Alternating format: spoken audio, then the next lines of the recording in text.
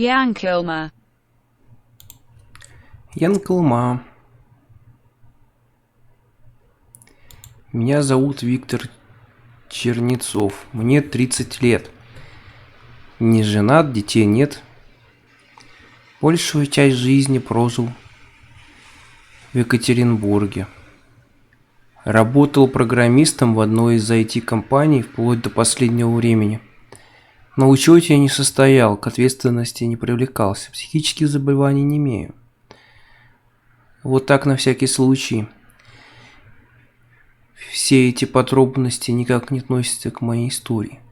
Я не любитель писателя мемуары, но считаю необходимым рассказать о некоторых событиях моей жизни, которые начались 4 века назад и обрели неожиданное продолжение в прошлом году.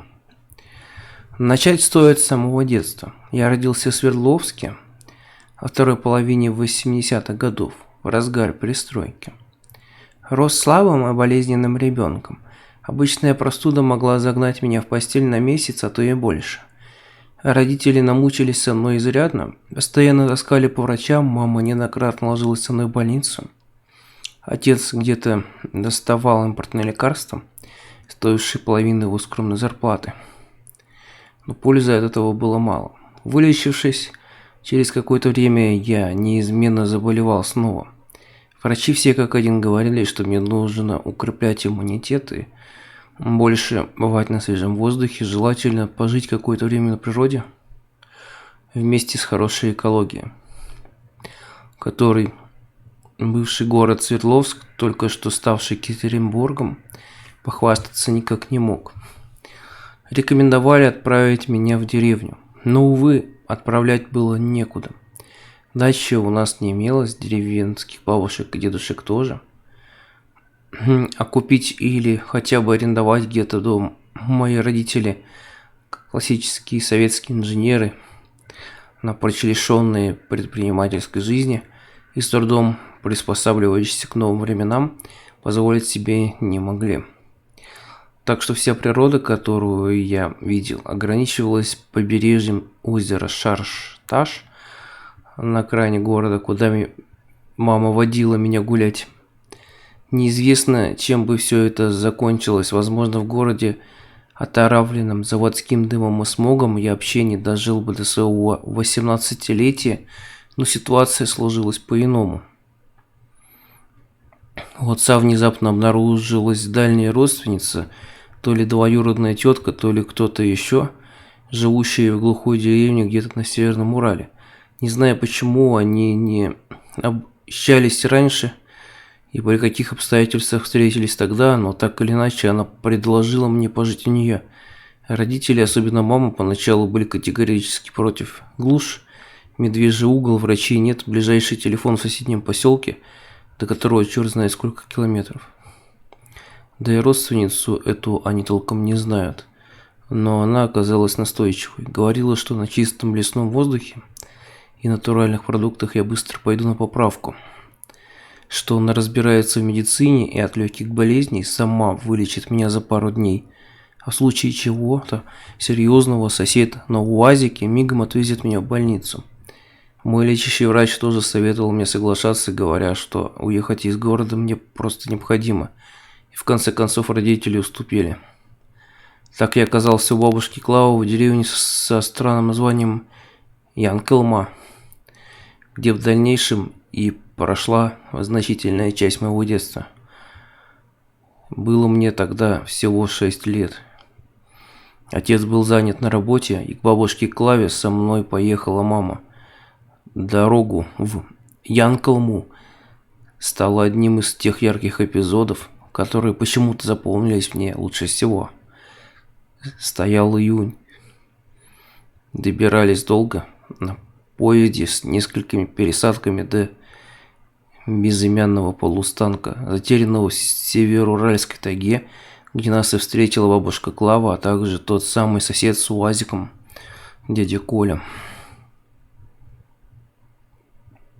Бабушка оказалась маленькой, но подвижной старушкой, похожей на бабу-ягу, с длинным горбатым носом и бородавкой на щеке. Ее лицо при виде меня расплылось в улыбке. но все равно поначалу я ее побаивался. А вот дядя Коля, пожилой, но еще не старый мужик, заросший густой бородой, сразу расположил меня к себе. Он все время, пока вел машину по разбитой проселочной дороге, шутил и рассказывал про охоту в здешних лесах, что мне было чрезвычайно интересно. Настоящий лес и диких зверей раньше, а разве что на картинке видел, меня даже в зоопарк не водили. Я слушал, развесив уши, мама же хмурилась. Теперь она своими глазами видела, в какую глушь отправляет меня. И это не могло ее не беспокоить. Дорога, которая поначалу была довольно широкой, хоть и неровной, привела нас к развилке, где дядя Коля свернул направо, и дальше мы уже ехать по узкой колее, так плотно зажатой между двумя стенами леса, что если бы навстречу попалась другая машина, кому-то пришлось бы давать задний ход, и разъехаться возможности не было. Но за весь путь от полустанка до деревни мы не встретили ни одной машины, ни одного человека. Янкалма оказалась совсем маленькой деревней, домов 20 от силы, со всех сторон окруженный лесом. Дом бабушки Клавы стоял на самой окраине, точь-в-точь, как избушка Бабы-Яги. К лесу задом, ко мне передом. Только курьих ножек не хватало. В наступивших вечерних сумерках мне сразу вспомнились страшные сказки про злую старуху с костяной ногой, засовывающую детей в печь на лопате. Помню, я тогда плакал и кричал, что не хочу в этот страшный дом, а мама уговаривала, успокаивала меня. Хотя ей самой явно было неспокойно. Бабушка Клава молча стояла на пороге и ждала, и хоть она и улыбалась, это пугало меня еще больше. Ситуацию спас дядя Коля, который, посмеиваясь в бороду, сказал, что я уже большой и не должен ничего бояться, а если в доме спряталась злая ведьма или кто-то еще, то у него есть ружье, которое он немедленно и продемонстрировал, вынув из багажника. Мама при виде ружья округлила глаза, а я, напротив, как-то сразу успокоился. Подумалось, что в присутствии этого дядьки с ружьем, пусть и похожего на лешего, никакая баба-яга действительно носа не высунет. Мы вошли в дом, что было дальше, не помню. Сильно устал в дороге и немедленно заснул. Так и началась моя деревенская жизнь. Детские воспоминания всегда расплывчатые и туманны. Временами похожи на сказку. Иногда сложно бывает понять, что из этого действительно было, что вы придумали или увидели во сне. Я постараюсь вспомнить и воспроизвести все так, как было на самом деле. Хотя я не могу ручаться за достоверность. Все-таки 2 с лишним десятилетия прошло с той поры. Некоторые эпизоды действительно больше напоминают сон, иногда светлое, радостное, иногда такое, которым хочется поскорее забыть. И таких эпизодов было немало. Но давайте обо всем по порядку. Первое время мама провела со мной, но в конце концов ей нужно было уезжать. У нее тоже была работа, которую она не могла оставлять надолго. И опять я рыдал в 3 ручья и просил не оставлять меня тут с бабушкой Клавой, которую я про себя так и называл Бабой-Ягой. И опять успокоился только тогда, когда пришел дядя Коля с ружьем. Он, похоже, даже в туалет с ним ходил. Как я позже узнал, не просто так, здесь мог и медведь из леса выйти, а могли встретиться и беглые заключенные из разбросанных только там колоний. Таких случаев бывали. С этим ружьем, убранным в багажник дяди Коля, и повез маму все на тот же полустанок, а я остался совсем один, как мне тогда показалось. Впрочем, грустил я недолго. Бабушка Клава только с виду была похожа на лесную колдунью, а на деле оказалась добрейшей старушкой, заботившейся обо мне, словно о родном внуке. Очень скоро я к ней привык. Она, конечно, могла и отругать, не пригрозить ремнем, хоть ни разу его не применила. Если я забирался, когда не следует, например, убегал к лесному озеру или залезал на крышу дома, но при этом она разрешала мне то, что обычно запрещала родителям. Есть много сладкого, готовила отлично. Поздно ложиться спать, гулять одному по деревне. В общем, мне с ней нравилось. Дом у бабушки Клавы был большой, просторный, из толстенных бревен с огромной русской печью, а вот окна маленькие, плохо пропускающие свет, из-за чего в доме всегда царил полумрак. На стенах ковры и старые фотографии, под потолком пучки каких-то трав, которые еще больше убеждали меня в том, что моя приемная бабушка колдунья, только уже не злая, а добрая. Во дворе дома стояла баня и два сарая, в одном из которых хранился всякий хлам, а в другом блеяли козы и хрюкал поросенок. Рядом огород. Никакого забора вокруг дома не было, как вокруг других деревенских домов, только небольшие ограждения вокруг грядок, чтобы скотина не попортила. Телевизора в доме не имелось. Часто случались перебои с электричеством. Иногда на несколько дней, и тогда бабушка Клава с наступлением сумерек зажигала свечи, от которых по углам разбегались жутковатые тени. Мне казалось, что в темноте кто-то есть, кто-то скребется, шуршит в темных закутках. И по вечерам я не отходил от бабушки ни на шаг, да и днем боялся оставаться в доме один, предпочитая проводить время на улице. Бабушка Клава то ли в шутку, то ли всерьез рассказывала мне про домового, который живет в подполье, в голубце, как здесь говорили, и которому она каждый вечер ставит туда блюдце молока. Утром блюдце действительно оказывалось пустым. Вероятно, молоко выпивал кот, огромный серый разбойник с порванным ухом, но тогда я действительно верил в домового, боялся его и одновременно хотел с ним встретиться. Несколько раз мне казалось, что я видел какую-то тень, пробирающуюся вдоль стены или выглядывающую за печь, но детали я не осматривал. Сразу же с криком бежал к бабушке. В деревне я оказался единственным ребенком, да и вообще там жили одни старики. 50-летний дядя Коля был самым молодым.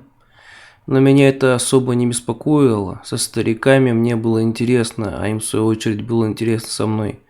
Своих внуков у большинства из них не было, а если и были, то жили далеко. Я быстро со всеми перезнакомился и каждый день ходил от одного дома к другому. Меня никто не прогонял. Либо, сказав пару слов, возвращались к своим делам и не обращали внимания на мои игры, либо поили чаем и рассказывали какие-нибудь истории. Бабушка Клава не возражала, в деревне все друг друга знали, я постоянно был под присмотром. Самыми старыми в деревне были супруги Бобылёвы, дед Матвей и бабка Глафира, родившиеся еще при царе. Летом обоим было за 90, но держались они на удивление бодро. Управлялись с ним маленьким хозяйством, с огородом и домашней живностью, ходили в лес. Правда, спали до обеда, в отличие от своих поднимающихся с рассветом соседей. И из дома выбирались ближе к вечеру. И ложились поздно. Дед Матвей иногда до утра сидел на заваленке перед домом и курил трубку с самосадом, до того крепким, что я начинал кашлять, едва приближишься к деду. Впрочем, при мне он старался не курить. Бабка Глафира со мной особо не разговаривала, да и с другими деревенскими жителями тоже. Она вообще была довольно молчаливой. А вот дед Матвей, напротив, любил пообщаться. Сам звал меня в дом и всегда рассказывал что-нибудь интересное о своей бурной молодости или об окрестных лесах.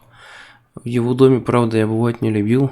Там было как-то сыро, затхло, пахло плесенью и гнилью, хотя с виду все сияло идеальной чистотой. Бабка Глафира мыла пол по 2 раза в день. Обычно с наступлением вечерних сумерек мы с дедом устраивались снаружи. На упомянутой заваленке он начинал одну из своих историй. Рассказала мне, в частности, о странном названии деревни. Оказалось, что раньше тут жили манси или вогулы. На вопрос, кто это такие, дед Матвей отвечал коротко. Лесные люди, дед когда-то имел знакомых среди них. Даже говорил немного по-мансийски. Жили они не в самом деревне, а просто где-то в здешних местах деревни построили уже русские. А вот название Янкалма, болото, заболоченной местности осталось. Я удивлялся, никаких болот тут не было. Они где-то дальше, за рекой, как говорил дядя Коля, охотившиеся там. Тем не менее, по словам деда Матвея, манси называли это место именно так, и название прижилось. Была у Бобылёвых еще одна особенность. которое тогда, впрочем, не казалось мне чем-то особо необычным или страшным. Они ели сырое мясо и пили кровь. Нет, не человеческую. На вампиров они были похожи мало.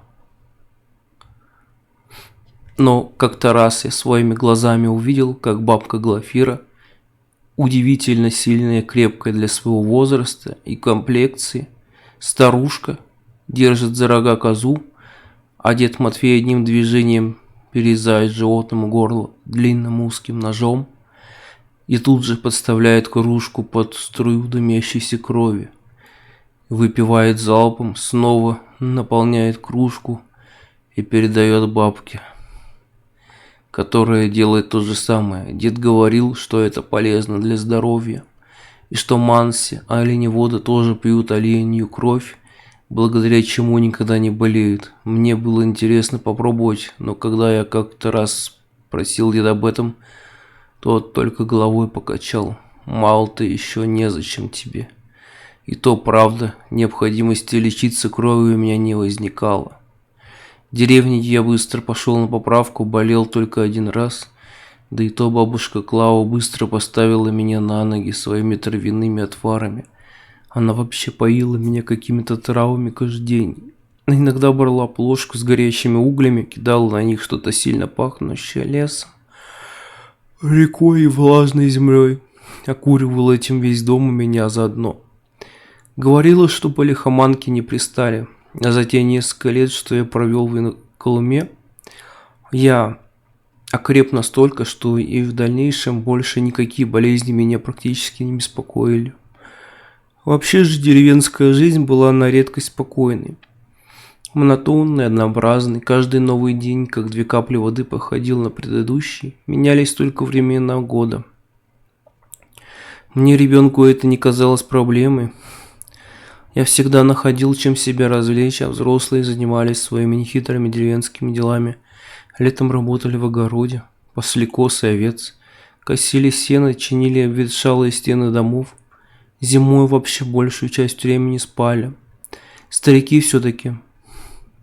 Разве что дядя Коля иногда ходил на охоту. И я же почти всегда проводил время на открытом воздухе, играл на задворках изб, на лесной опушке, ходил за грибами с бабушкой Клавой, на рыбалку с дядей Колей, иногда убегал купаться на безымянное лесное озеро, хоть бабушка и не разрешала, заблудиться в лесу ничего не стоило. Однако я знал ближайшие леса как свои 5 пальцев, а в дальние не ходил. Рассказы о волках, медведях, особенно леших, менковых, как называл дед Матвей, прочно засели в голове. Про озеро, правда, старик тоже рассказывал, будто там живет Виткуль, водяной черт. Когда-то давно манси каждый год топили в озере молодого оленя ему в жертву. Несмотря на это, солнечным летним днем на озере, добраться до которого можно было за полчаса по ведущей из деревни тропинке, было совершенно не страшно. Я посещал его регулярно, когда бабушка была слишком занята, чтобы следить за мной. Искупавшись, я обычно ложился на большой плоский камень на берегу, смотрел на верхушки деревьев и проплывающие над ними облака, слушал шум леса и был совершенно счастлив. Как могут быть счастливы только маленькие дети сумасшедшие. Однако не все мои детские воспоминания были столь безоблачными. Пару раз, например, я все-таки заблудился в лесу. Впервые недалеко от деревни, когда еще толком не знал окрестности. Меня быстро нашли, но испугаться я успел изрядно. Сыпала мне бабушка Клава тоже, соответственно. И еще долго в этом не отпускала одного даже на опушку. Второй раз был серьезнее. Мне приспичило сходить к дальней реке, куда дядя Коля водил меня ловить рыбу. Я думал, что знаю дорогу, но во время одинокой прогулки лес вдруг стал выглядеть совсем не так, как с дядей Колей. Не обнаружил, что не понимаю, куда идти.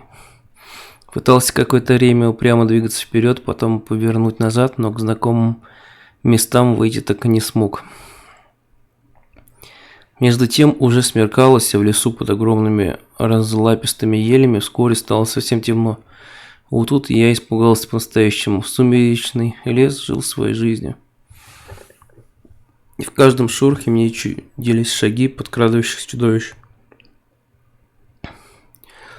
Старый обгорелый пень представлялся мне Менквом, остроголовым мансийским лешим из рассказов деда Матвея. Показалось, что пень зашевелился, и я в ужасе бросился бежать. Он убежал недалеко. Впереди казался овраг, и со дна этого оврага в моем детском воображении понимала что-то большое, темное, такое страшное, что я хотел было закричать, но не смог издать ни звука.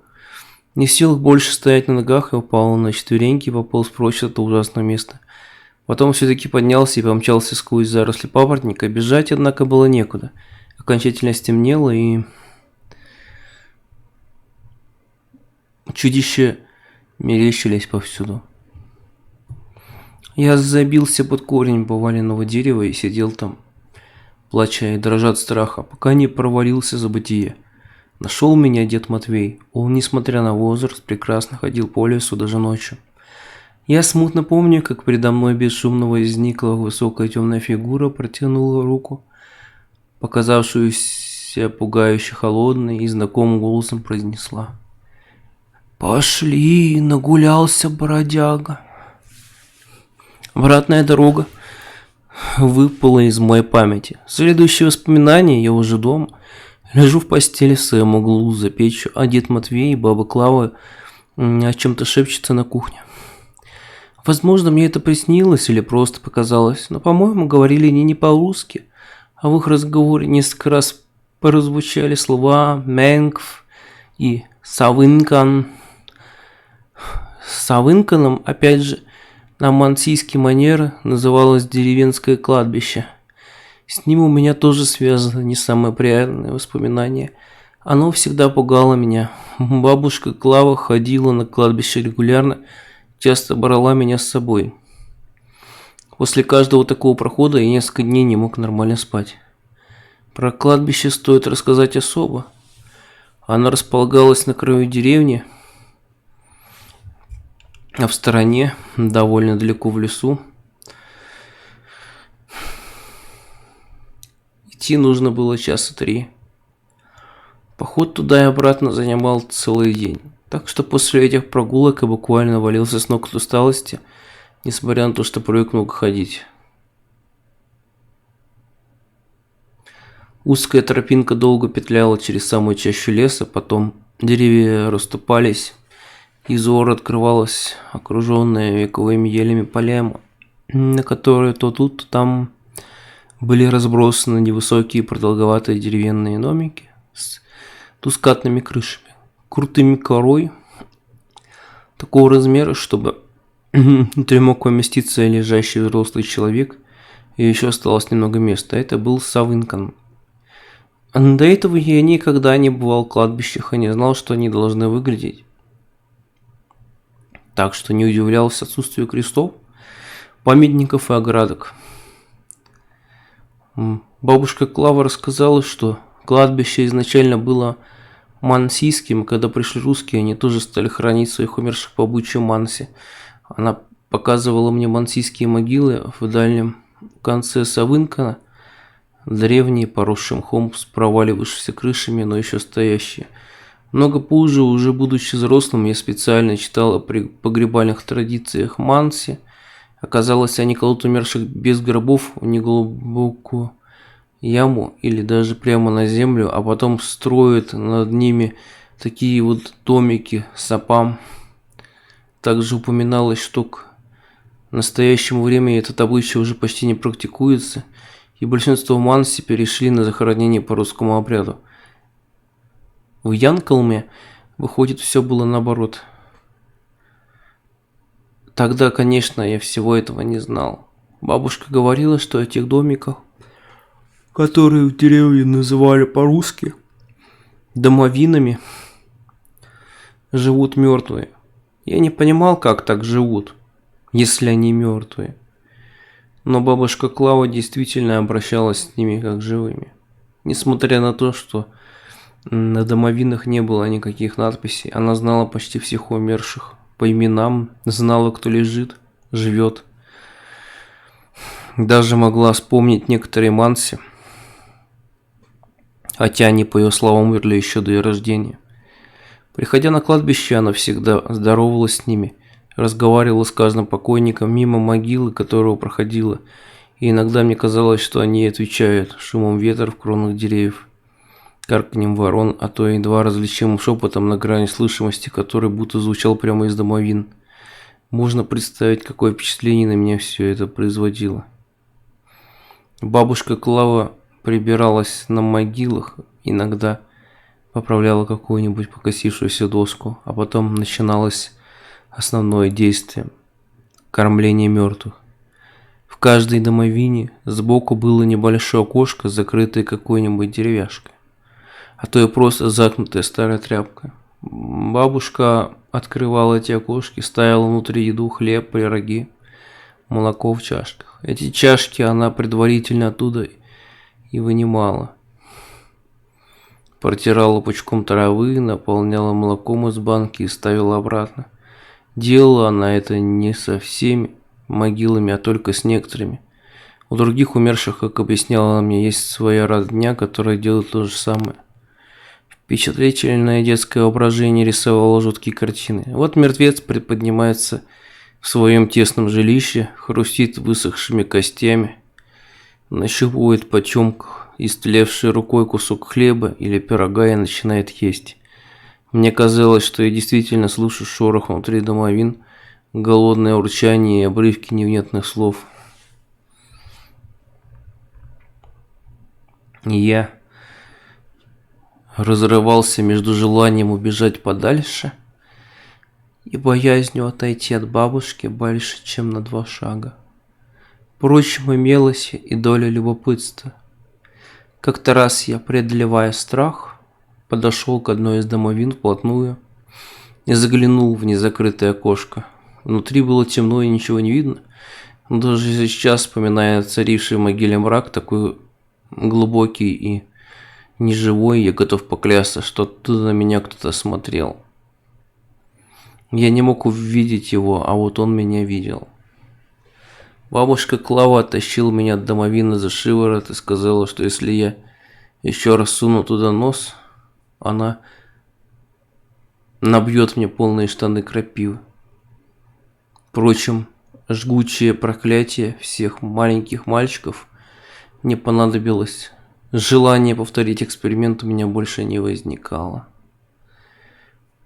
Однажды на Савенкане появилась новая домовина.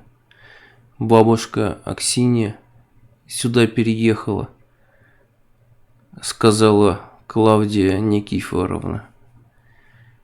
Теперь и ей еду носить будем. Я помнил Аксинью Ивановну, жившую по соседству с дядей Колей. Она еще пасла коз на лесной опушке и регулярно угощала меня свежим козьим молоком. А теперь она здесь, и я больше никогда ее не увижу. Только свежеоструганные доски ее нового жилища. Жилище, не жилище. Так и я впервые столкнулся со смертью. Обратно шли обычно уже в потемках. Бабушка заблудиться не боялась, лес она знала получше иного охотника. Шелестели деревья, перекликались ночные птицы, шуршали в опавшей хвое какие-то мелкие зверьки. А мне все чудилось, что это ползут за нами мертвецы. Прячутся в густых тенях, глядят из-под широких листьев на папоротника. Но ближе к дому страх отпускал, да и усталость брала свое. И едва добравшись до постели, я проваливался в сон. Однако зловещие образы настигали меня и в сновидениях. Непосредственно после походов на кладбище я слишком уставал и, как правило, спал без снов, но вот потом иногда Савынкан являлся мне в самых настоящих кошмарах, всегда с одним и тем же повторяющимся сюжетом. В них мы снова шли на кладбище, но уже всей деревней ночью с фонарями и факелами, возглавляли процессию Бобылёвы. Дед Матвей вел на веревке козу, а бабка Глафира несла большую корзину, накрытую тряпкой. За ними уже шли все остальные. В лесу завывал ветер. Трещали под чьими-то ногами ветки. Что-то большое, темное бродило в стороне. Вздыхало и ворчало. Фигуры людей безволно идущих вереницей по лесной тропе сами больше походили на поднявшихся из могил мертвецов, чем на живых. На Савынкане теперь не было и намека на умиротворяющую кладбищенскую тишину. Мертвые в домовинах хрипели, стонали, скребли ногтями по стенам и крышам, просовывали сквозь щели руки, пытаясь ухватить меня за одежду. Пришедшие, не обращая внимания на жуткую потустороннюю какофонию, становились около могил своих родственников, зажигали свечи. Дед Матвей вытаскивал приведенную козу в самый центр Савынкана и так же, как тогда во дворе своего дома, перерезал ей горло. Остальные по очереди подходили к ней, наполняли козьей кровью маленькие чашечки и просовывали их в окошки домовин. Оттуда доносилось довольное рычание и чавканье. А затем козу разделывали, буквально разрывали на куски в считанные минуты. Ее ошметки парного мяса отправлялись туда же. Пирующие мертвецы уже не хрипели, а выли, словно стая бешеных волков. Живые что-то пели в разнобой на непонятном языке. А дед Матвей с бабкой Глафирой жадно обгладывали оставшиеся от убитой козы кости. После таких снов я просыпался в холодном поту. Меня трясло, и я еще долго не мог успокоиться. Бабушка Клава утешала меня, отпаивала травами, и со временем я приходил в себя. Разве что еще несколько дней старался не ходить к деду Матвею.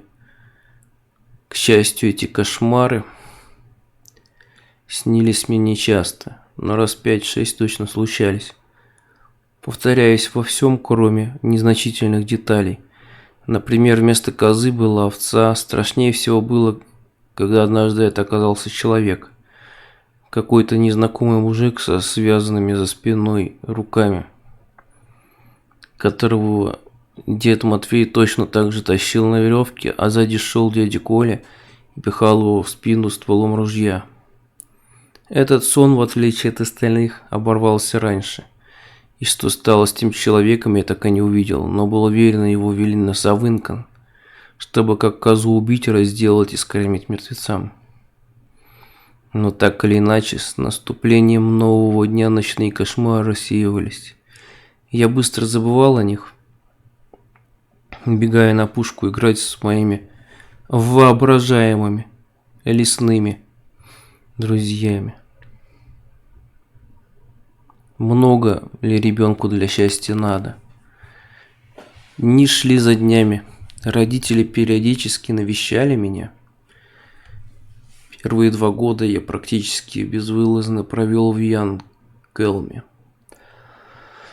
Потом в возрасте 8 лет пошел в школу и стал приезжать только на лето, а в дальнейшем эти поездки прекратились. Родители стали зарабатывать больше и отправляли меня отдыхать то в лагерь, то в санаторий, то еще куда-нибудь.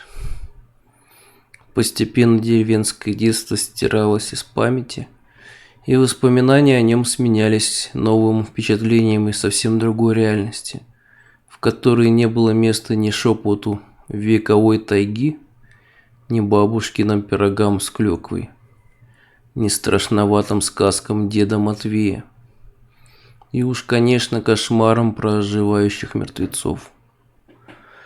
Дальше рассказывать особо-то нечего. Моя жизнь почти ничем не отличалась от жизни миллионов моих сверстников. Учился я в школе. Потом поступил в университет.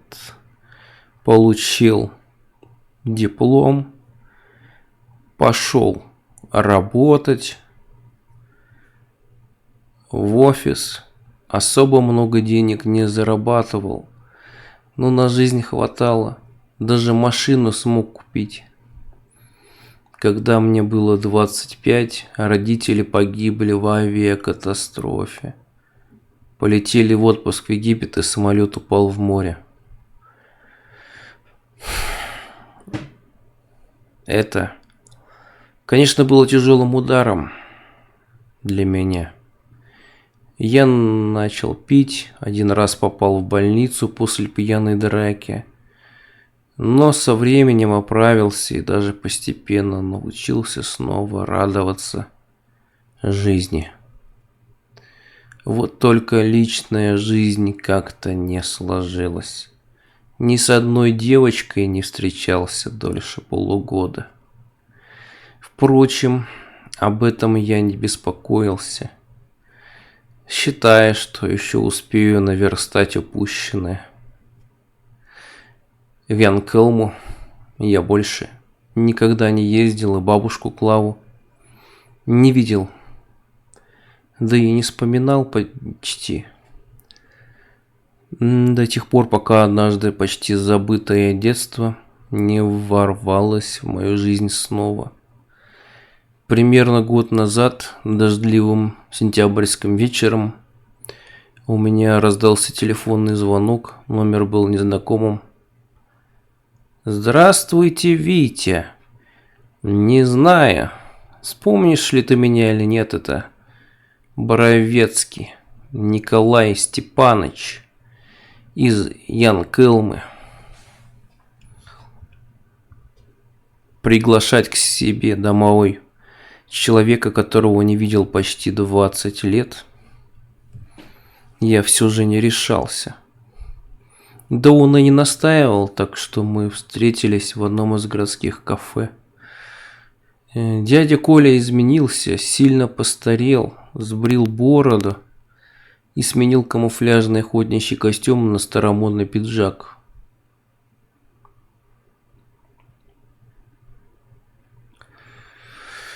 И еще он перестал улыбаться. Выглядел не то чтобы хмурым, но каким-то озабоченным и неуверенным. Я списал это на непривычную для него атмосферу большого города, ведь он всю жизнь прожил среди лесов. Мы пили чай и вспоминали былые времена, деревню, соседей, воровато оглядываясь, словно делает что-то неприличное. Дядя Коля заказал водки. Я подумал и сделал то же самое, не пить же ему одному. «И все же, как вы? Как ты нашел меня?» – спросил я, когда мы выпили за встречу. Но это было несложно, впервые улыбнулся дядя Коля.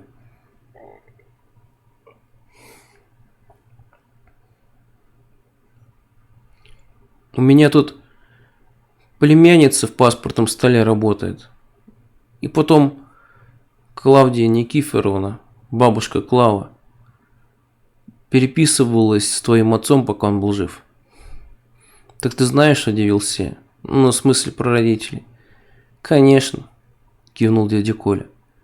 Я же говорю, они переписывались. И по телевизору тогда про этот самолет все время трындели.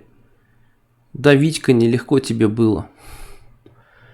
Мы помолчали. Николай Степанович снова наполнил рюмки. Выпили, не чокаясь.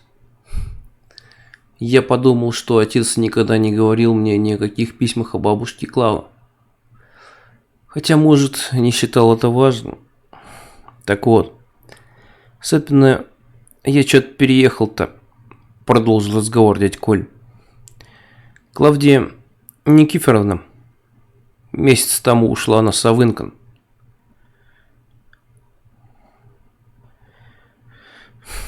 Полузабытое слово резануло уши. Я вздрогнул. Как настоящие предстали предо мной поросшие мхом древние домовины. Что, в смысле, умерла? А, да, да. Просто у нас не говорят умереть, я привык. Я сделал скорбное лицо. На самом деле никаких особых эмоций я не испытал, ведь бабушку Клаву почти не помнил. Только удивился про себя,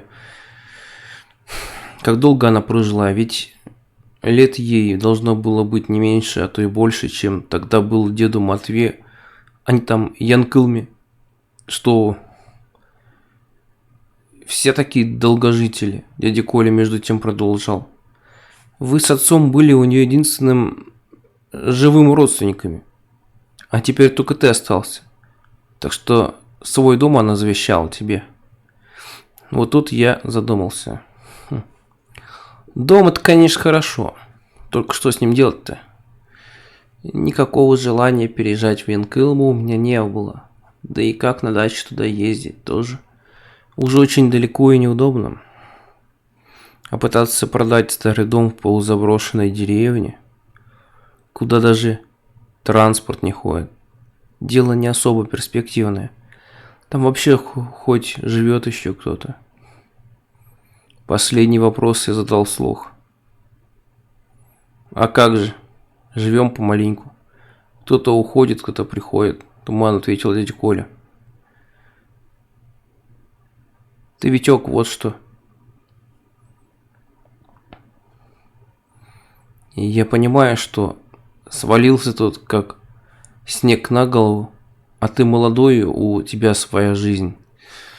Девки, то все, но ты все же приезжай к нам в Янкалму, посмотришь дом, поживешь недельку, вспомнишь детство, а там решишь, что делать дальше. Захочешь продать, продашь, покупателя найдем, а захочешь остаться, останешься. Самому поди город-то надоел уже, а? Ну давай еще по одной. Я не очень поверил ему насчет покупателя, но сама идея вырваться из города, хоть ненадолго, показалась мне интересной. Этим летом я так и не был в отпуске. Накопилось очень много работы. А сейчас как раз неожиданно образовалось относительное затишье, и выбить у шефа неделю-другую было вполне реально. Погода стояла пока еще теплая, машина у меня была, так что сутки трястись в поезде не пришлось бы. Не откладывая дела в долгий ящик, на следующее утро я позвонил дяде Коле, остановившемуся в Лемянице, и сказал, что согласен. А стоило бы отключить телефон и сменить место жительства. Желательно уехать в другой город, чтобы он никогда меня не нашел.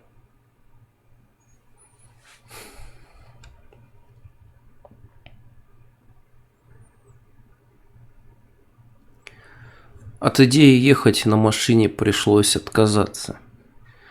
Дядя Коля сразу сказал, что мой Хендай там не пройдет. Дороги за 20 лет лучше не стали. Сам он, как оказалось, приехал на поезде, причем от деревни до станции шел пешком. Его старый УАЗик давно уже был не на ходу, а новую машину он так и не купил. Я представил себе, как почти 80-летний старец ковыляет 20 с лишним километров по размытой осенними дождями проселочной дороге. Ему энтузиазм относительно поездки резко уменьшился. Но отступать не хотелось, тем более, что насчет отпуска я уже договорился. В итоге мы, как и в первый раз, с мамой отправились на поезде. Ехали долго. Дядя Коля большую часть времени спал, а я смотрел в окно и вспоминал все, что мог извлечь из глубин памяти о том отрезке моей жизни, который, казалось, безвозвратно канул в пучину времени. За окном проплывали леса, сначала березовые и смешанные, уже девшийся золотой осенний наряд, потому что там хвойные, темно-зеленые, среди которых лишь изредка желтели облетающие на зиму лиственницы. Чем дальше, тем меньше было остановок. Реже попадались деревни, и гуще становилась тайга. Мы въехали на Северный Урал, древнюю землю народа Манси, ныне малочисленного и почти смешавшегося с русскими. Но здешние озера, реки, горы помнили прошлое этой земли. Почти все они носили мансийские названия: Ворья, Ялпентур, Ойка-Сяхыл и Янкылма. Неожиданные сюрпризы между тем продолжались. Вскоре выяснилось, что на нужную станцию мы прибудем ночью. Дядя Коля, похоже, абсолютно не смущалась перспектива несколько часов идти через лес в полной темноте. Но вот я, мягко говоря, слегка прифигел. Предложил было выйти раньше и переночевать в какой-нибудь деревне, а потом доехать днем на другом поезде, на полустанке, какой-то там километр. Где нам предстояло выходить, не было ничего, кроме столбика с указанием этого самого километра. Но дядя Коля сказал, что другого поезда не будет. По этой ветке ходит только один. В следующий раз пойдет через сутки, и в то же самое время. В свою очередь он предложил переночевать прямо в лесу, похлопав себя по рюкзаку и сказал, что там есть все, что нужно, других вариантов не наблюдалось. И я вынужден был согласиться. Рюкзак у дяди Коля действительно был внушительный.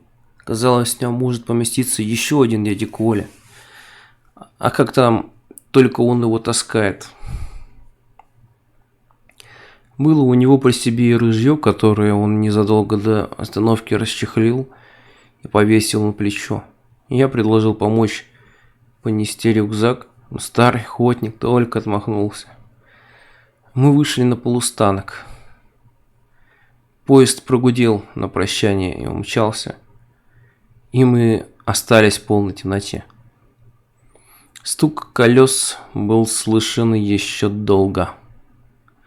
Но когда он исчез, навалившаяся тишина, не то чтобы полная, но для меня, городского жителя, к тому же только что вышедшего из трясущегося и громыхающего вагона, оказавшийся гробовой.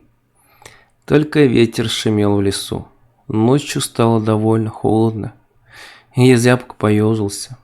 Хорошо, хоть дождя не было. Да и вообще здесь в это время может уже и снег пойти. Дядя Коля, казалось, видел в темноте как кошка. Потаращившись в ночь минут 5, чтобы глаза привыкли, он отправился в лес за дровами. Заночевать мы решили прямо здесь, в дороге. Все равно разницы особо не было. Через полчаса языки пламени уже весело лизали нещадно дымившиеся поленьки, а мы устраивались на ночлег.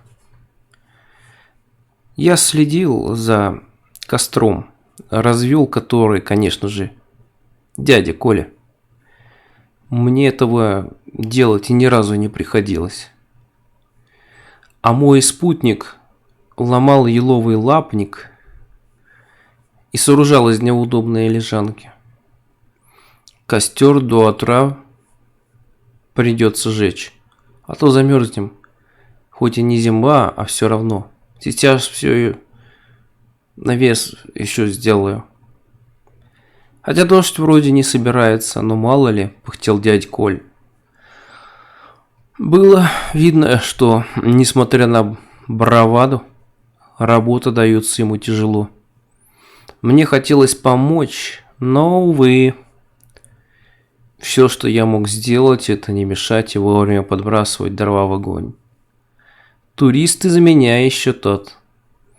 Это в детстве из леса не вылазил, а сейчас прирос к офисному креслу, как гриб-паразит к трухлявому плю. А закончив свои дела, старик уселся рядом со мной, протянул руки к огню. Я достал фуражку, коньяка мы выпили. Спать не хотелось, разговаривать тоже, и мы молча слушали ночь.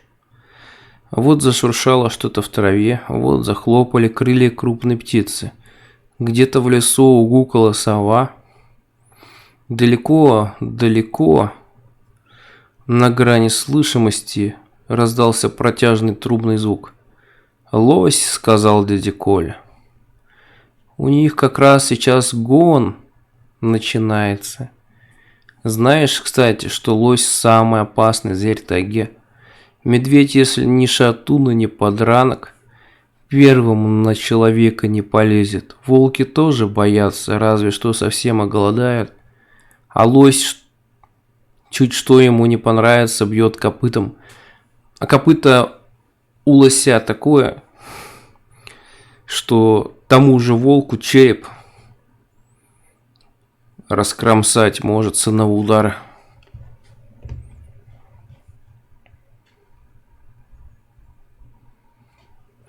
Я с опаской посмотрел в сторону, с которой прилетел звук. Как будто можно было что-то разглядеть. «Да не, бойся», — усмехнулся охотник, поймав мой взгляд. «Это там за рекой, сюда он не придет, у него свои дела. Лосиху-то хочется». Мы посмеялись, выпили еще, ночь обещала быть долгой. Поднялись с рассветом. Наскоро позавтракали консервами, собрали вещи и отправились в путь. За ночь небо затянуло тучами, похолодало еще больше, стал накрапывать мелкий дождь. Из низин поднялся туман, дорога и впрямь оказалась хуже некуда. Глубокие лужи и ямы выбоины. А после поворота на Кылму стали попадаться лежащие поперек колеи поваленные стволы деревьев. Было видно, что здесь давно уже никто не ездил. Я быстро вывелся из сил, а дядь Коль шагал как заведенный. Только лицо его с каждым пройденным километром все больше мрачнело. Он почти не разговаривал и на мои реплики отзывался невнятным хмыканьем. Большую часть пути мы прошли молча. Спустя несколько часов у деревья наконец расступились, и показалась цепь нашего путешествия. Янкалма совсем не изменилась за прошедшие годы. Все те же почерневшие от времени деревянные избы, вытянувшиеся вдоль единственной улицы, та же тайга, как будто зажимающая деревню в клеще. Тоже тотальное отсутствие заборов и изгороди. Разве что дома стали еще более ветхими и замшелыми, будто вросшие в землю. Тишина. Не блеяли козы, не кудахтали куры, не лаяли собаки, да и людей не было видно. Деревня казалась вымершей. Только шумел ветер в лесу, да шелестели капли дождя. «Дядя Коля, а где все?» Не удержавшись, спросил я. «Да кто их знает?» Чуть промедлив, ответил мой спутник и почему-то отвел глаза. «Спят, наверное, старые же, рано еще». «Рано, времени уже за полдень. А в деревнях встают с первыми петухами. Впрочем, не похоже, чтобы здесь были петухи. Пройдя через всю деревню и так никого не встретив, мы остановились перед домом Клавдии Никифоровны. Странно напомнился он мне совсем другим, огромным, словно средневековый замок, загадочно таинственным. Впрочем, в детстве все кажется больше и значительнее. Теперь же передо мной стояла обычная деревенская изба, такая же приземистая и покосившаяся, как и другие деревенские строения, заросшая лишайником, с крошечными оконцами, закрытыми ставнями. Дом домовина Ты это, Витек, подал голос дядя Коля. Вот тебе ключи, располагайся, обустраивайся. В общем, если света нет, там керосинка в сенях, сразу за дверью. А я до дому, надо мне там вечером зайдем, с соседями познакомишься. И сам заходи, если что, мой дом вон тут, где фонарь стоит. Ну, бывай. И направился в сторону своей избы. Я же с некоторым содроганием отпер антикварного вида висячий замок, вошел. К счастью, электричество было, но единственная лампочка под потолком светила слишком тускло. Поэтому первым делом я раскрыл настежь все окна, впуская внутрь хоть немного света, а заодно выпуская затхлый сырой воздух, неизбежно присутствующий в любом давно нежилом помещении, и лишь затем осмотрелся. Обыкновенный деревенский дом, не такой уж просторный, и печь не такая уж большая. Стол, лавки, кровать, ковер на стене. И в общем-то все, только под потолком по-прежнему висели связки трав, которые бабушка Клава, помнится, собирала каждое лето, иногда даже ночью, уходя в лес за ними. Я протянул руку, сорвал пучок, растер между пальцев и вдохнул горьковатый запах таежных трав. Раньше я тоже так делал, только приходилось взбираться на табуретку, чтобы дотянуться до связок. Это нехитрое действие неожиданно вернуло меня в детство. На миг показалось, что мне снова лет 9-10. Я снова приехал на каникулы, и вот сейчас в сенях скрипнет дверь. Послышатся шаркающие шаги, и в избу войдет улыбающаяся баба Клава с корзиной грибов или ягод. Дверь в сенях действительно скрипнула. Раздался тихий шорох. Мое сердце ушло в пятки. Я мгновенно вспомнил, где, а точнее когда и при каких обстоятельствах нахожусь. Мне уже не 9, а 29. Клавдия Никифоровна мертва. И то, что сейчас возится за стеной, никак не может быть моей бабушкой. Или может. Дверь приоткрылась, и в избу пробрался большой серый кот. Я вздохнул с облегчением. Напугал скотину мохнатая. Тут фыркнул, всем своим видом показывая презрение к непрошенному гостю, и скрылся за печью. Видимо, так тут и жил после смерти хозяйки. Похоже, бабушка Клава принципиально держала только серых котов. А ведь, как напоминает того старого, даже ухо порван. Если бы не прошло 20 лет, подумал бы, что это он и есть. Но, конечно, такого не бывает. После дальней дороги хотелось отдохнуть, но в доме было грязно, пыльно и к тому же откровенно холодно, поэтому первым делом пришлось прибираться и топить печь. С уборкой я еще кое-как справился, а вот с печью возиться пришлось долго. Были и сухие дрова, и растопка, но я совершенно не умел со всем этим обращаться. Так что к тому моменту, когда огонь наконец заплясал за чугунной дверцей, жадно облизывая сосновые поленья,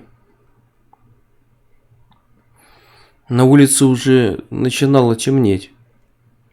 Наскоро поужинав все теми же консервами и отложив немного в блюдце коту, который, впрочем, больше не появлялся, я выбрался на кольцо, подышать свежим воздухом, а заодно и допить остатки коньяка. Дождь перестал, ветер стих, но небо по-прежнему было затянуто тяжелыми плотными тучами. В сумерках еще более мрачными и давящими. Я уселся прямо на мокрые ступени и уставился на все такую же безмолвную деревню, периодически отхлебывая из фляжки. За этот проведенный на ногах день я с непривычки очень устал, а настроение было под стать погоде. К тому моменту я уже окончательно решил, что задерживаться в Янкалме не собирался. И как я жил здесь в детстве. Полумертвая деревня, где из благ цивилизации только регулярно пропадающее электричество, телефон не ловит, об интернете понятной речи не идет, нормальной дороги нет, магазина нет. Где они тут, интересно, продукты берут? Неужели только с огородов питаются? К тому же летом наверняка полно клещей и гнуса. Хорошо хоть что осенью приехал. И эта гнетущая атмосфера депрессии и безнадежности. Я бы даже сказал безжизненности. Дряхлые старики, уныло доживающие свой век в таких же дряхлых домишках. Ни детей, ни внуков. Никто не приедет навестить. Не расскажет новости из большого мира. Изо дня в день, из года в год одно и то же, своего рода растянутый во времени процесс умирания. Мне вдруг нестерпимо захотелось домой. Между тем, с наступлением темноты деревня, кажется, понемногу оживала.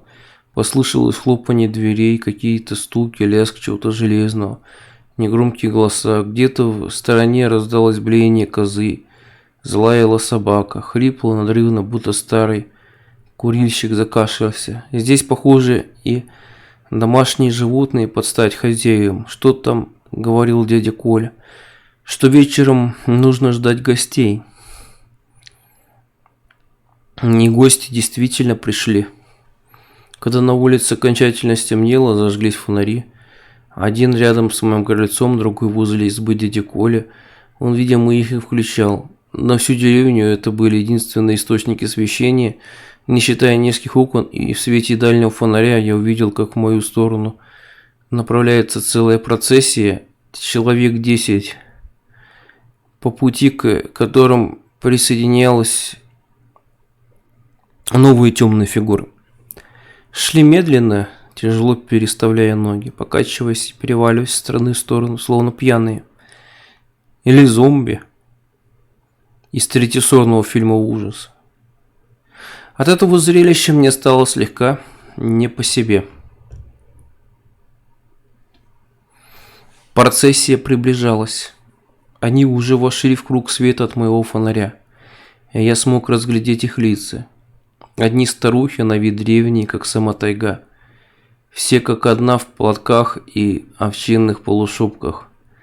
Правильно, здесь и раньше мужчин почти не было. Вон дядя Коля идет сзади, на плече неизменное ружье. Я поежился и невольно обернулся в сторону леса, вспомнив, почему он всегда носит его с собой. Встретившись со мной взглядом, охотник кивнул и опять отвел глаза, словно чувствовал себя виноватым. Впрочем, теперь я его понимал. Ночные визитеры остановились передо мной, образовав полукруг. Дядя Коля остался позади, никто не проронил ни слова, они просто стояли, смотрели на меня, напряженная пауза затягивалась. «Здравствуйте», — обратился я к старухам, они никак не прореагировали, а я вот родственник Клавдии Никифоровны. Николай Степанович про меня вам рассказывал, наверное, вот приехал к вам в гости. Внезапно женщины расступились, и вперед вышел старик. Как я его раньше не заметил. Высокий, худой, как скелет, с длинными седыми волосами и бородой, достающий почти до пояса, одетый во что-то вроде куртки из шкуры медведя, явно добытого им с самим молодости. Кожа его обтягивала череп так, что делала старца похожим на ожившую мумию, а глаза, казалось, светились потусторонним светом. Или это просто отражался свет фонаря. «Ну здорово, Витька, приехал все-таки, а мы уже заждались. Да ты не признал меня, что ли?» Конечно, я узнал этого старика, хоть раньше его волосы и борода не были такими длинными, а сам он не так сильно напоминал труп. Сложно было не узнать того, кто одним своим взглядом пробудил во мне забытые детские страхи, вызванные его же историями, рассказанными при лунном свете на заваленке старой избы. Но черт побери, этого не может быть. Люди столько просто не живут. Дед Матвей? Да уж не внук, а ты думал, я помер, да?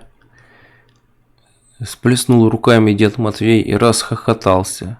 весело, как молодой, запрокинув голову и хлопая себя по впалому животу. Смех его напоминал карканье ворона.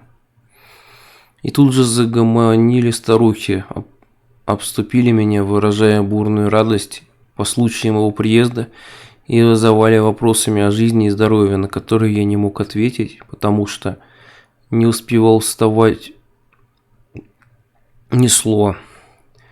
Некоторых из них я узнал. Вот Степанида Захаровна, вот баба Катя, отчество которое я не помнил, а вот на миг в водовороте старушечьих лиц как будто промелькнул образ давно умершей Аксиньи Ивановны.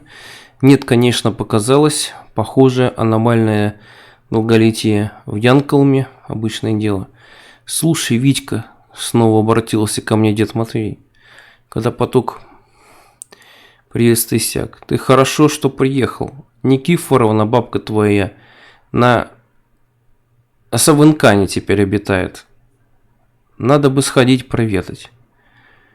«Конечно, вот завтра прямо и схожу», – кивнул я. «Да тут видишь, какое дело», – старик почесал бороду. «Сегодня идти надо, мы собрались уже». Этого я не ожидал. Сейчас ночью.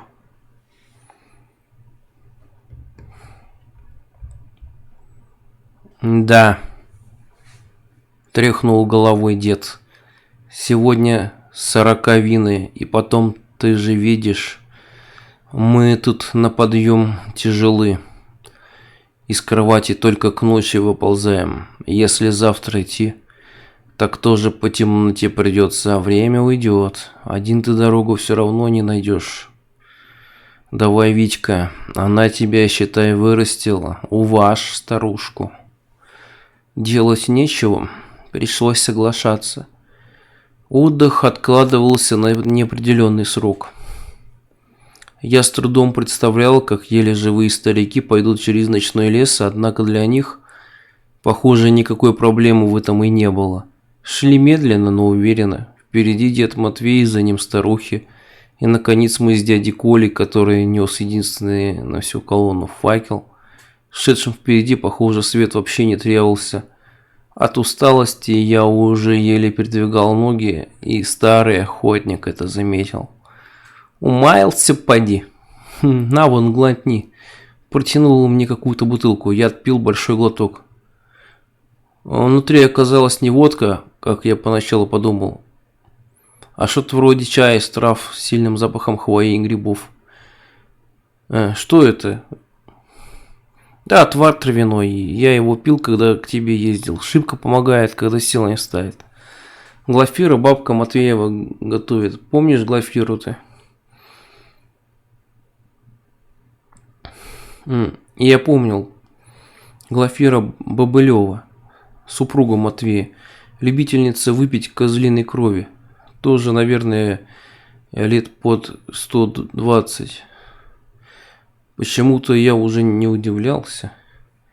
Через некоторое время отвар действительно подействовал. Нет, крылья мне не выросли, но, по крайней мере, теперь я мог нормально идти.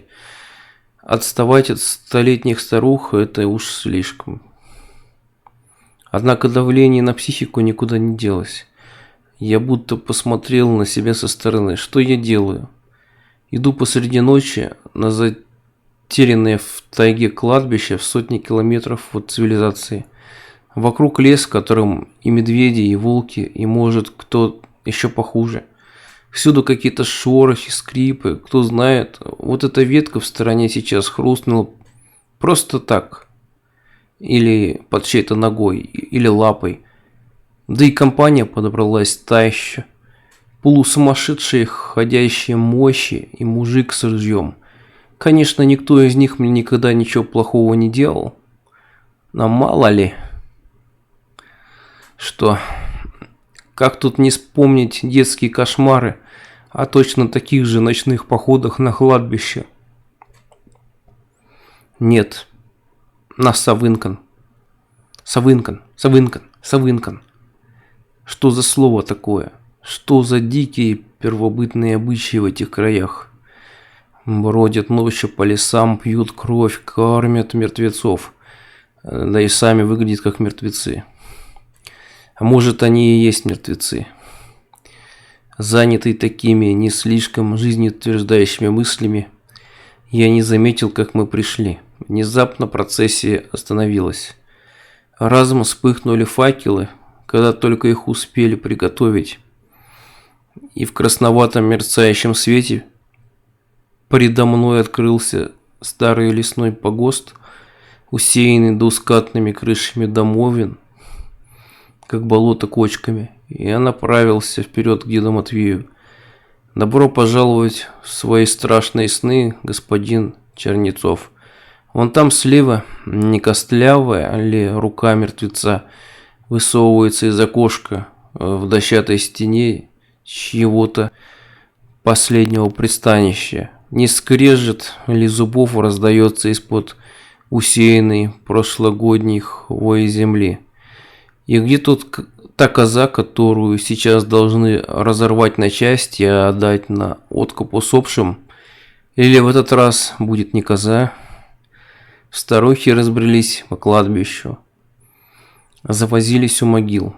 Дед Матвей стоял в дальнем конце у мансийских захоронений, а рядом с ним еще один старик, которого я раньше не видел. Невысокий, рваный, полуистлевший оленей куртки с капюшоном, скрывающим лицо, явно не моложе самого Бобылева. «Это Бахтияр», — сказал Матвей, заметив меня. «Он здешний, из Манси». Я кивнул. Бахтияр никак не отреагировал, продолжая стоять абсолютно неподвижно, словно статуя.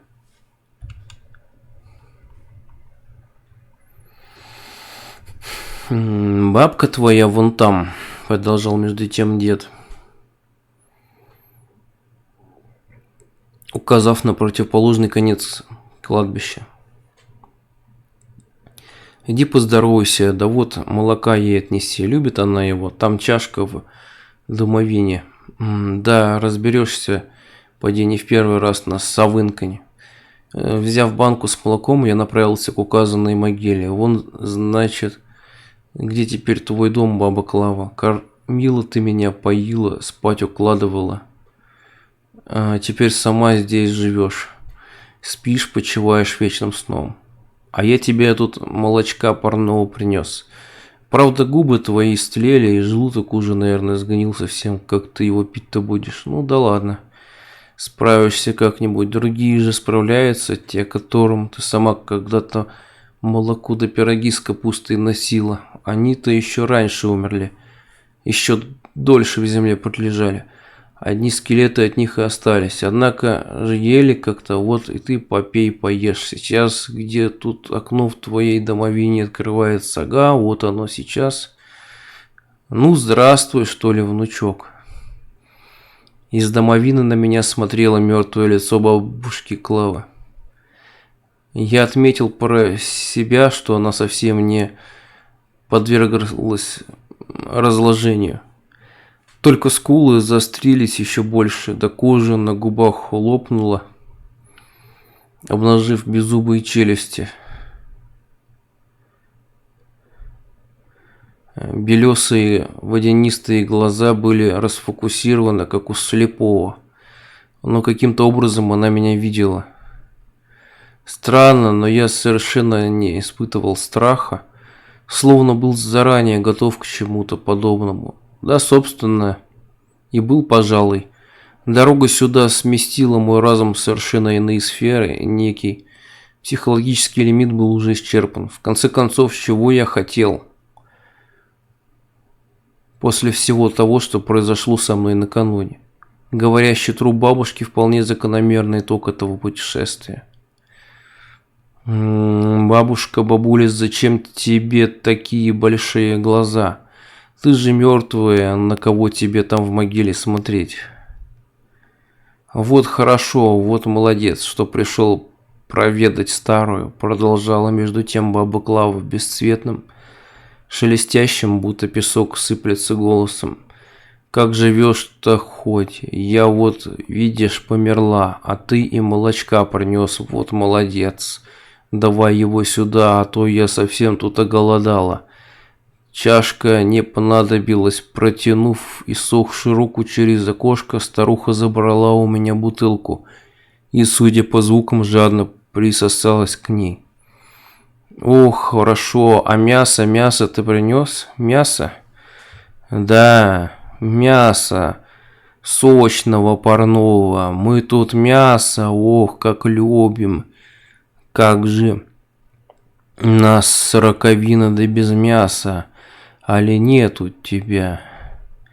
Не боись, бабка, привели мы мясо, всем хватит», гаркнул подошедший неслышно сзади дед Матвей.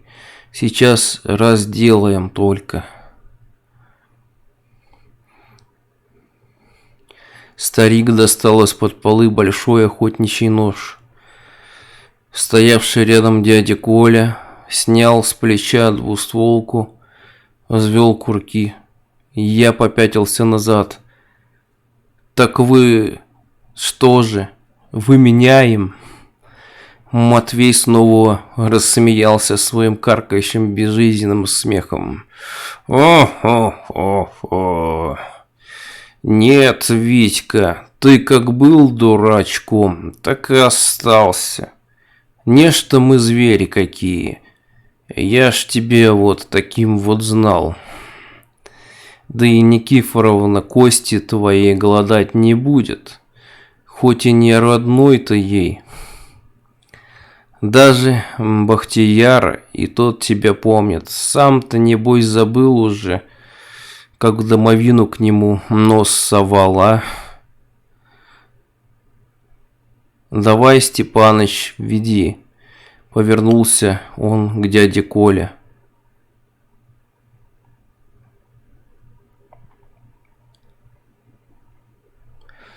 Дядя Коля скрылся в лесу, но буквально через минуту вернулся.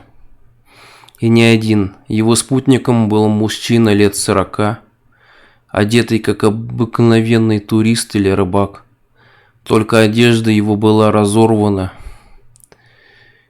и перемазана в грязи, а лицо залито кровью, губы разбиты, на скуле огромная гематома, похоже, след от удара прикладом.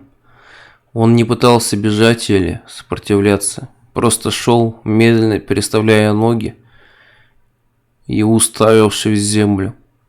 Стоит ли упоминать о том, что его руки были связаны, а в спину упирался ствол ружья? Кажется, все это уже было во сне. Или нет? Конечно, я уже знал, что именно сейчас произойдет. Старухи оставили свои дела и столпились вокруг нас. В центре образовавшегося круга оказалась могила бабы Клавы. К деду Матвею подошел Бахтияр. Они обменялись несколькими фразами по-мансийски. Дядя Коля с силой толкнул пленника, вынуждая того встать на колени.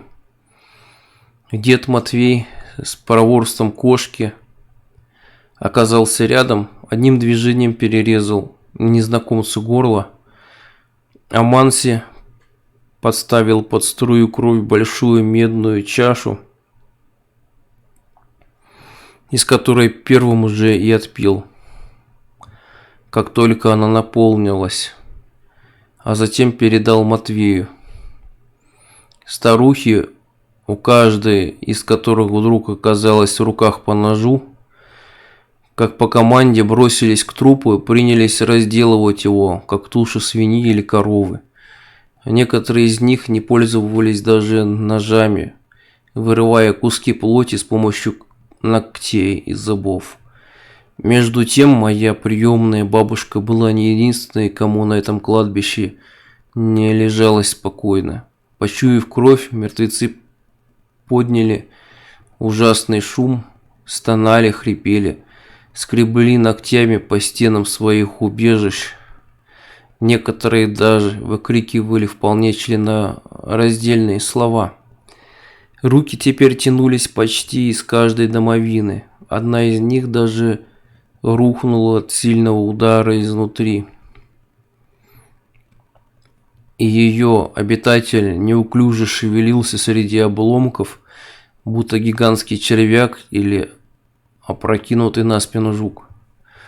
Расчленявший труп старухи старались не для себя. Отрезанные и оторванные куски отправлялись в домовины, где их хватали и жадно поглощали с отвратительным чавкающими звуками. Досталось всем, никто не был обделен. Потрошительницы действовали так быстро, что уже через минуту от тела осталась лишь груда окровавленных костей и ошметков, которые теперь с видимым удовольствием доедали мои бывшие соседи. В пиршестве не принимал участия лишь дядя Коля, стоявший в стороне спиной к Савынкану и всматривавшийся в ночной лес. На происходящее позади он старался не глядеть. «Вот спасибо, внучок, вкусное было мясо», раздалось снизу. Баба Клава высунула голову из окошка и широко улыбалась окровавленным ртом. От такой гримасы высохшая кожа на ее лице треснула еще в нескольких местах. Чья-то мумифицированная рука, неизвестно откуда взявшаяся, вдруг схватила меня за штаны. Я рванулся, споткнулся о могилу бабушки и полетел кувырком прямо через крышу домовины. Удар головой обо что-то твердое отправил на спасительное забвение.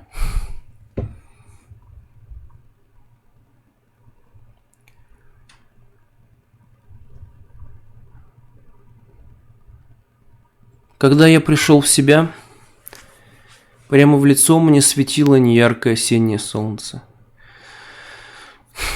проникшее через так и оставшееся открытым окно.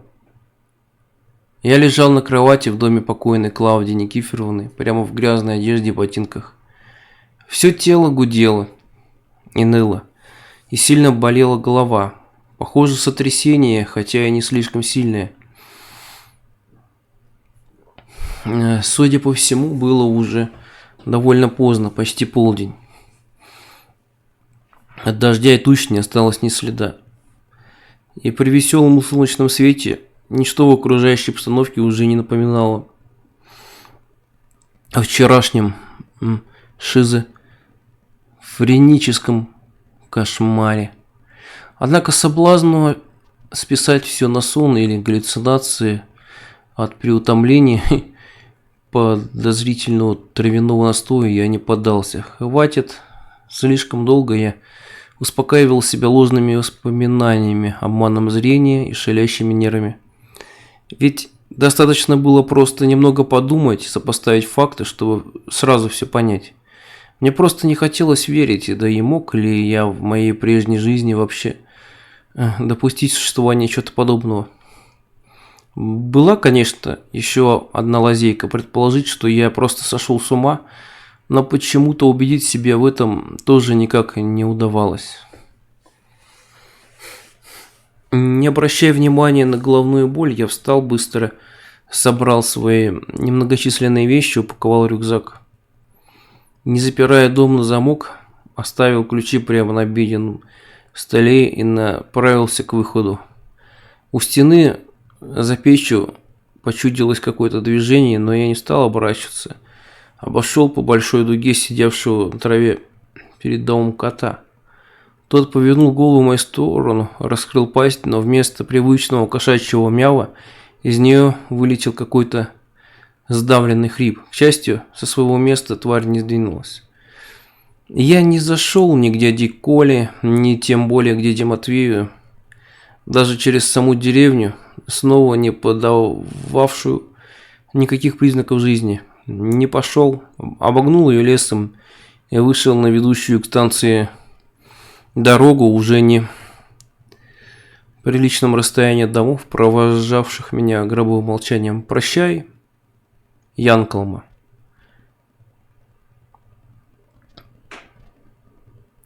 На этот раз навсегда. Я опасался, что кто-нибудь попытается меня остановить, озирался по сторонам, поминутно ожидая шагов за спиной или даже выстрела из заросшей молодых елей, но ничего не произошло. Несколько часов спустя я благополучно добрался до полустанка и только тут осознал, что понятия не имею, когда должен подойти поезд. Если он проходил недавно, то придется ждать почти сутки, а еще одной ночи здесь я не вынесу. Если не поеду крышей, то банально замерзну. Вряд ли у меня получится развести полноценный костер, да и мало ли кто может выйти из леса на свет. Вернуться в деревню ни за что. Лучше пешком по рельсам, куда-нибудь да приведут.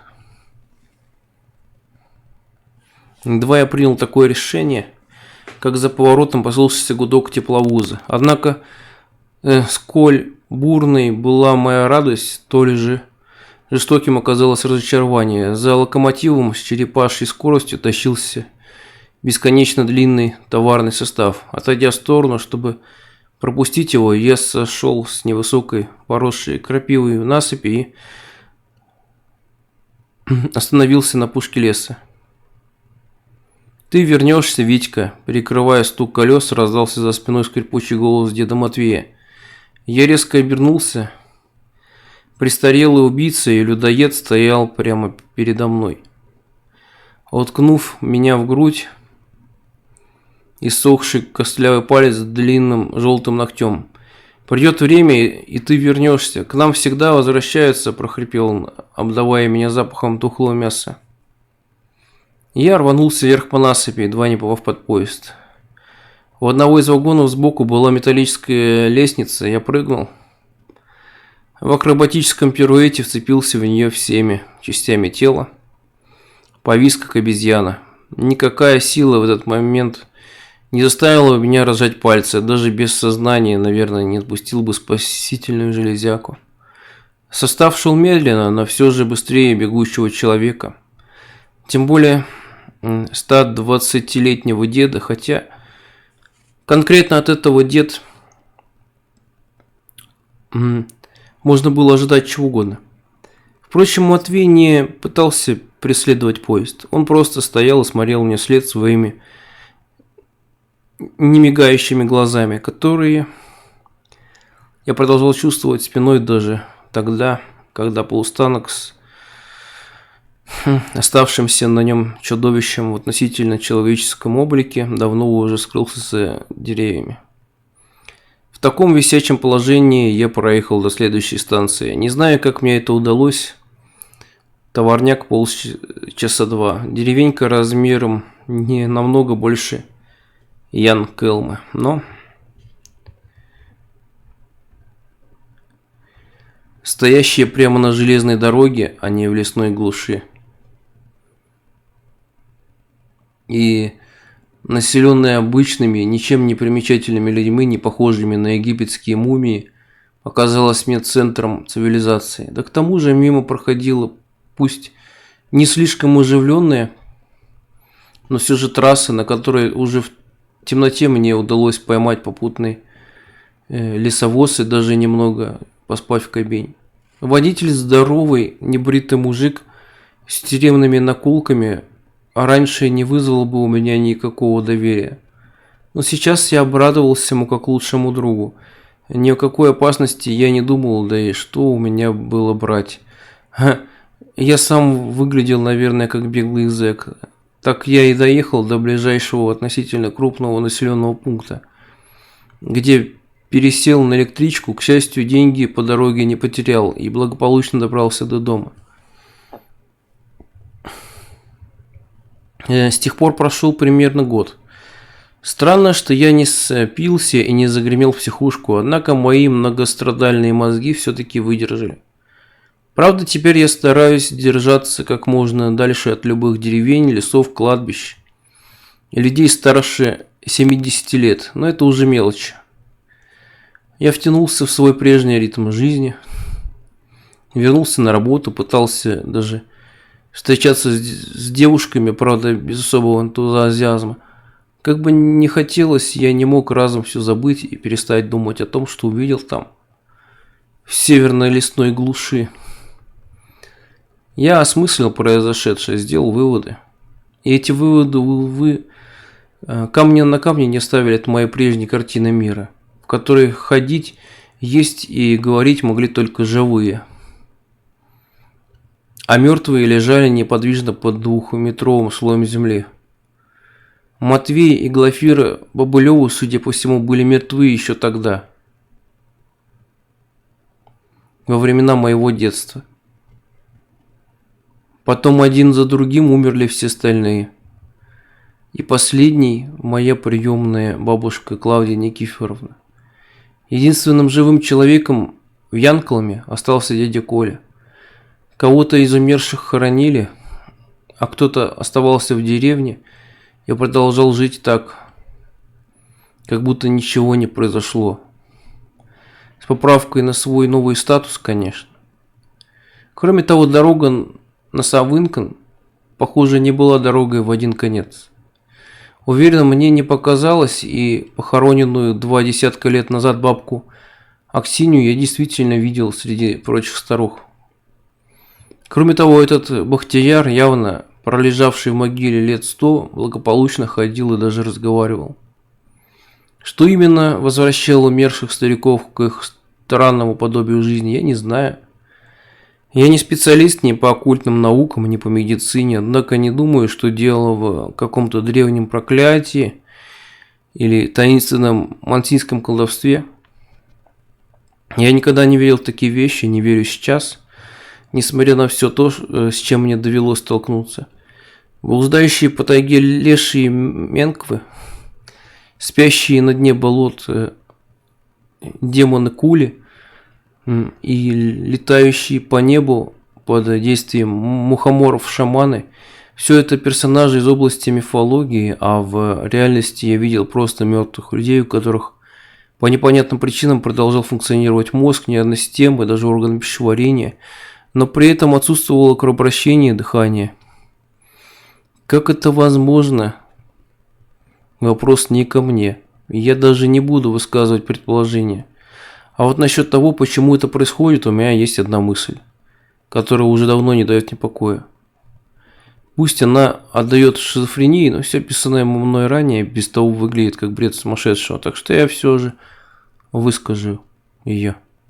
Они просто забывали умирать, вернее, не замечали собственной смерти, не обращали на никакого внимания. Их жизнь была настолько монотонной и размеренной, в ней было настолько мало каких-либо значительных и выдающихся событий, что наступившая однажды смерть благополучно вписывалась в повседневную рутину, не становясь поводом для изменения сложившихся за многие десятилетия привычек. Ну и что не бьется больше сердца, не течет из царапины на морщинистой руке кровь, живой ты или мертвый, все равно будет также шуметь лес за околицей, также будут гудеть надоедливые комары, также утром над тайгой взойдет солнце, а вечером луна, да и к тому же огород не полот, скотина не кормлена, когда ж тут помирать-то? А что вместо пирогов с капустой теперь крови да мяса парного хочется, что поделать? Старость, не радость, это только в молодости все нипочем. Полезно для стариковского-то здоровья, а устанешь поутру, старые кости из постели вытаскивать, да за козами ходить всегда можно. На Савынкан уйти, отдохнуть, сил набраться. Все равно родня не забудет, придут, накормят, напоят, домовину подправят, если надо. Знают ведь, что им тоже тут лежать, многим уже и не в первый раз. Так что не в колдовстве тут дело, не в колдовстве. Просто жизнь такая, а смерть такая же, как жизнь. И самое страшное для того, чтобы разделить судьбу обитателей Янкалмы, вовсе не обязательно быть всеми забытым пенсионером из полузаброшенной лесной деревни. Ведь у большинства людей жизнь только кажется насыщенной событиями, а на самом деле состоит из столь же монотонно повторяющихся действий. Только вместо избы, огорода и леса – квартира, офис и продуктовый магазин. И как знать, заметят ли они свою смерть. который однажды неизбежно наступит, или продолжит по утрам надевать галстук и ходить на работу, невзирая на отсутствие сердцебиения, необходимость маскировать тональным кремом трупные пятна и внезапно проснувшуюся любовь к карпаччо. И не стану ли когда-нибудь я сам, не осознавая этого, точно таким же живым мертвецом? Я пишу эти строки, сидя в зале ожидания аэропорта Кольцово. Дело в том, что сегодня я ездил по работе в соседний город, и вечером, уже по темноте возвращаясь обратно, увидел на трассе дядю Колю. Он шел пешком в направлении Екатеринбурга и выглядел так, как будто проделал таким манером весь путь от самой Янкылмы, грязный, оборванный. Все с тем же огромным рюкзаком за плечами. Двигался дядя Коля тяжело, пошатываясь и спотыкаясь на каждом шагу. Однако у меня не возникло даже мысли остановиться и подвести старика. Напротив, я резким движением вдавил педаль газа в пол, молясь о том, чтобы он не узнал мою машину.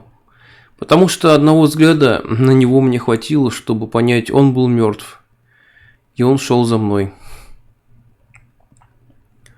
А я не стал ждать, пока непрошенный гость появится перед дверью моей квартиры, ведь мой домашний адрес был ему известен. Доехав до дома, собрал самые необходимые вещи, скинул смс-ку шефу и уже через час был в аэропорту. Благо, кое-какие сбережения на случай непредвиденных обстоятельств у меня имелись.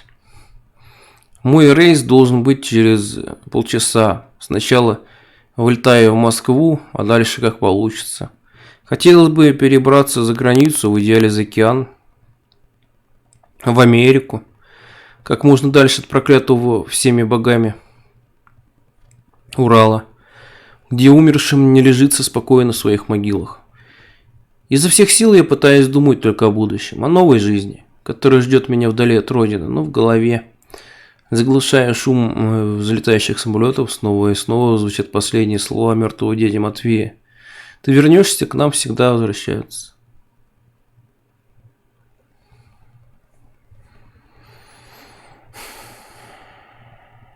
Автор Мертвосвет Шульгин.